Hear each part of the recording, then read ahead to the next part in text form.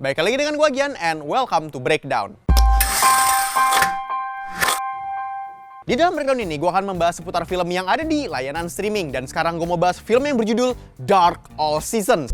Erneut ist in der Kleinstadt Winden ein Junge auf mysteriöse Weise verschwunden. Der Staat ist nichts normal und wir alle sind ein Teil davon.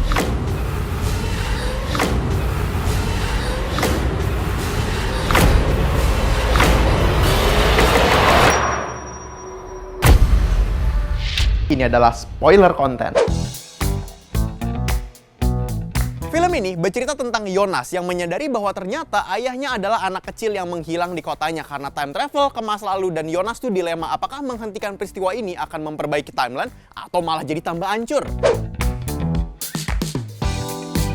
Jadi ini adalah series Netflix mega hit dari Jerman yang cuman 3 season. Lagi dibicarain banget di internet sama akun-akun film. Tapi hebatnya, untuk film time travel sci-fi semejelimet ini, film series ini sangat humble dalam menyampaikan informasinya ke audiens. Dan di dalam Breakdown ini, gue akan membahas all seasons. Namun, fokusnya cuman apa aja yang bakal lo temukan setiap seasonnya dan metafora apa yang series ini sampaikan ke dalam alam bawah sadar audiensnya. Intinya dulu nih, season 1 itu bicara soal konsep time travelnya dalam series Dark. Jadi bukan satu linear babak panjang yang per arc gitu, melainkan beberapa timeline itu jalannya bareng. Dan ini sebenarnya mengadopsi konsep predetermined timeline-nya Terminator franchise, yang dimana kalau misalnya timeline itu bakal selalu kereset kalau misalnya ada yang ke masa lalu. Jadi itu menulis ulang masa depan asal nggak ada yang sadar. Dan twistnya adalah ternyata timeline yang bener itu adalah kalau misalnya Jonas itu ke masa lalu. Dan justru kalau misalnya Jonas itu nggak ke masa lalu, justru timeline-nya bakal berubah total. Langsung masuk ke dalam season 2, akhirnya rakyat Winden Gakure ini akhirnya mulai sadar bibit-bibit adanya time traveler itu. Ada yang ke masa lalu, terus ada juga yang terjebak, dan itu buat mendapatkan anaknya. Ya, semua orang tua bakal melakukan itu. Tapi dalam season 2 ini ternyata kalau lo berusaha merubah takdir dengan berintervensi langsung ke diri lo yang dulu, itu bakal mencabarkan sebuah alternate universe. Disitulah cikal bakal tagline populer Sic Mundus Creatus Est. Begitulah sebuah dunia tercipta. Jadi ibaratnya kalau misalnya singkatnya, ibarat gue punya time machine dan ke masa lalu untuk memperhatikan gue yang masih kecil dari jauh, itu nothing happen.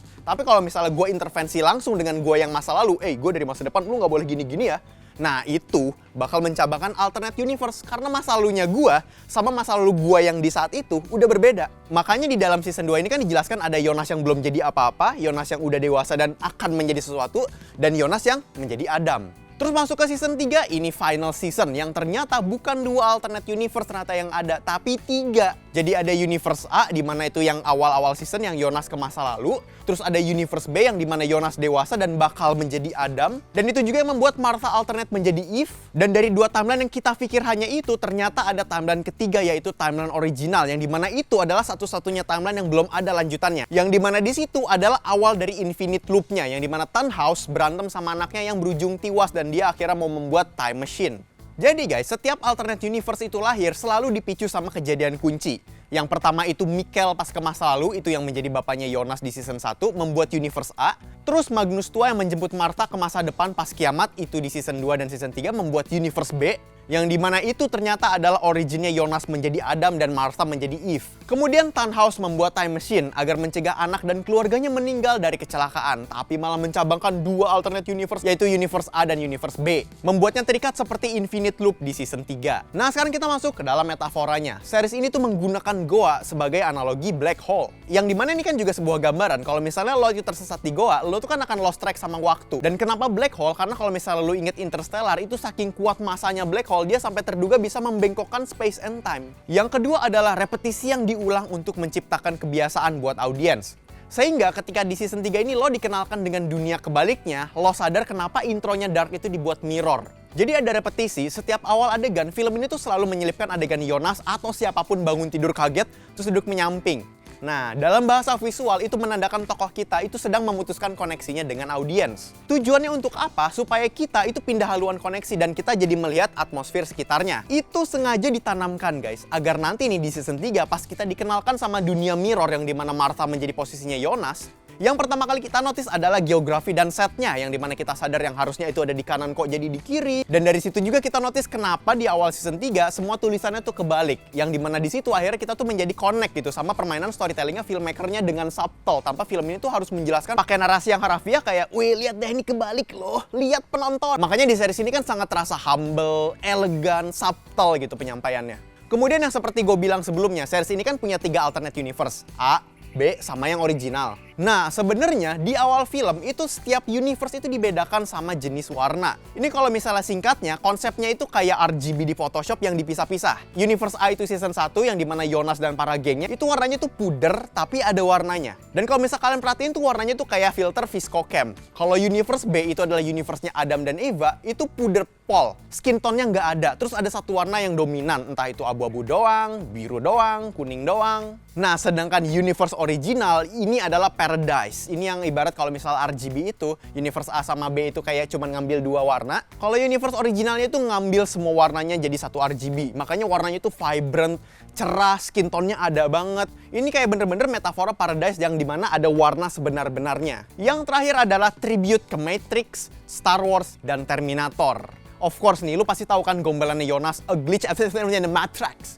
A Glitch in the Matrix. Ini adalah sebuah tribute adegan Matrix waktu kucing yang muncul 2 kali, menimbulkan sebuah deja vu. Yang dimana itu kan tema utama dalam series Dark. Terus kalau misal kalian melihat geng Sigmundus, kostumnya Adam, Eva, yang kalau misalnya itu digambarkan itu adalah orang-orang yang pikirannya terbuka. Itu kan juga kayak proto Morpheus dan game Matrix-nya. Yang kedua, Jonas menjadi Adam adalah tribute ke Anakin Skywalker yang menjadi Darth Vader. Ini bahkan transformasi karakter mereka itu sama. Dari yang penuh pertanyaan menjadi jahat, terus redemption menjadi baik untuk terakhir kalinya sebelum lenyap. Bahkan ini sangat jelas banget waktu Jonas itu menjadi Adam dan going full dark side, sebagian besar dirinya pun terbakar seperti Anakin Skywalker menjadi Darth Vader. Dan tentu Terminator franchise yang membantu plot dengan konsep predetermined timeline, alternate universe yang tertulis ulang. Terus percobaan membetulkan timeline yang berantakan tapi malah membuatnya semakin kacau. Itu kan sebenarnya konsep filmnya Terminator. Terus Noah, The Unknown yang ternyata itu anaknya Martha dan Jonas, itu kan mereka sangat proto T-1000. Ruthless Terminator, Agent of Assassin, lintas timeline. Jadi itulah breakdown plot dan metafora visualnya. Di next video nih, gue akan bahas kronologi timelinenya all seasons dari tahun 1800 sampai 2050 kalau misalnya jadi satu timeline. Louis Hoffman sebagai Jonas Kahnwald, Lisa Vicari sebagai Martha Nielsen, Daan Lennart sebagai Mikkel, Dietrich Hollinder-Baumer sebagai Adam, dan Barbara Nusse sebagai Ava. Series Dark itu di-create dan disutradari oleh Baran Boodar. Ini gue suka banget nih sama visualisasi yang sangat membumi untuk film time travel sci-fi yang semejelimet ini. Dan menurut gue nih, buat film yang sekompleks itu, ini termasuk film yang enak dan nyaman difahamin. Untuk hasil akhir, gue rate series ini 9/10. Series ini buat gue bagus banget buat alternatif tontonan sci-fi time travel. Karena lo tuh udah biasa gitu dikasih yang spektakuler, yang jedar-jedor gitu sama sci-fi time travelnya Hollywood. Kemudian muncul yang kayak dark, humble gini, kayak video klipnya Siguros, dan dampaknya itu loh ke audiens. Itu cinematic experience yang sama pas waktu zaman kemasannya Game of Thrones. Yang menurut gue kurang serak di sini ada di season 3, yang dimana origin mirror universe-nya Martha Kahnwald ini, atau si unknown assassin ini terlalu terasa plot engine biar seriesnya selesai. Karena pas plot itu masuk ke dalam ceritanya, gue merasa tie-in mereka tuh sama Mikkel itu hampir nggak ada. Ikatannya tuh nggak sekuat waktu season 2 ke season 1. Ibarat season 1 dan 2 itu kayak tali yang mengikat, nah season 3 itu adalah api yang membakar. Walaupun kan memang objektif season 3 itu kan untuk mengakhiri itu semua. Oke, cukup sekian untuk review gue kali ini. Kalau misalnya kalian suka dengan pembahasan gue, silahkan share video ini ke teman-teman lu yang suka nonton film Dark. Dan kalau misalnya kalian suka dengan seputar film dan game, lu bisa cek ke website kita kincir.com karena di situ pembahasan soal film dan game lu bisa langsung aja ke dalam websitenya. Ayo kita breakdown film selanjutnya bersama gue Gian. Dadah!